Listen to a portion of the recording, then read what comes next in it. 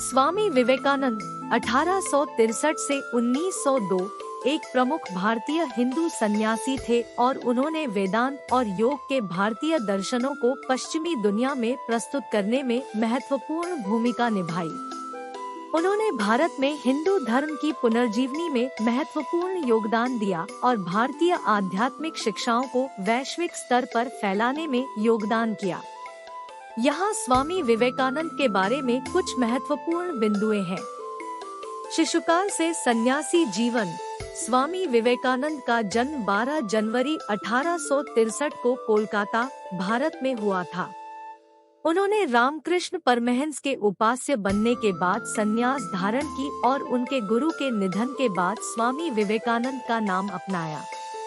रामकृष्ण परमहंस के शिष्य नरेंद्रनाथ ने रामकृष्ण का शिष्य बनने के बाद स्वामी विवेकानंद का नाम अपनाया।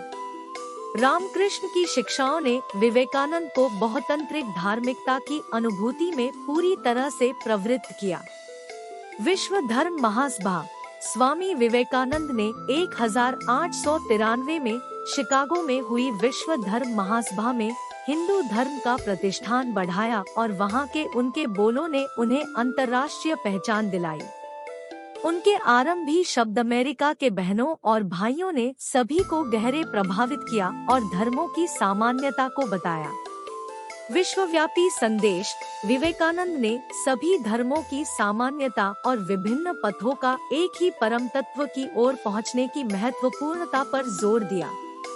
उन्होंने सहिष्णुता और विभिन्न धर्मों के अनुयायियों के बीच समझदारी की महत्वपूर्णता को बताया। रामकृष्ण मिशन की स्थापना। अमेरिका से वापस लौटने के बाद स्वामी विवेकानंद ने 1897 में रामकृष्ण मिशन की स्थापना की, जिसका उद्देश्य मानवता की सेवा और सामाजिक मुद्दों का समाधान करना था।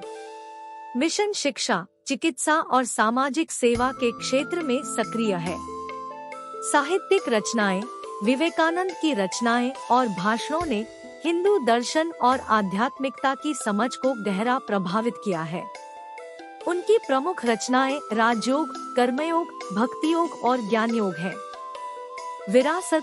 स्वामी विवेकानंद को पश्चिमी दुनिया में भारतीय दर्शनों को प्रस्तुत करने में महत्वपूर्ण योगदान देने वाले प्रमुख व्यक्तियों में से एक माना जाता है।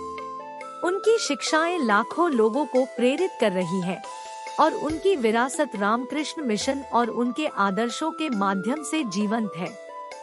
स्वामी विवेकानंद का निधन 4 जुलाई 1902 को 39 वर्ष की आयु में हो गया, लेकिन उनकी शिक्षाएं और दर्शन आज भी लोगों को प्रेरित कर रहे हैं।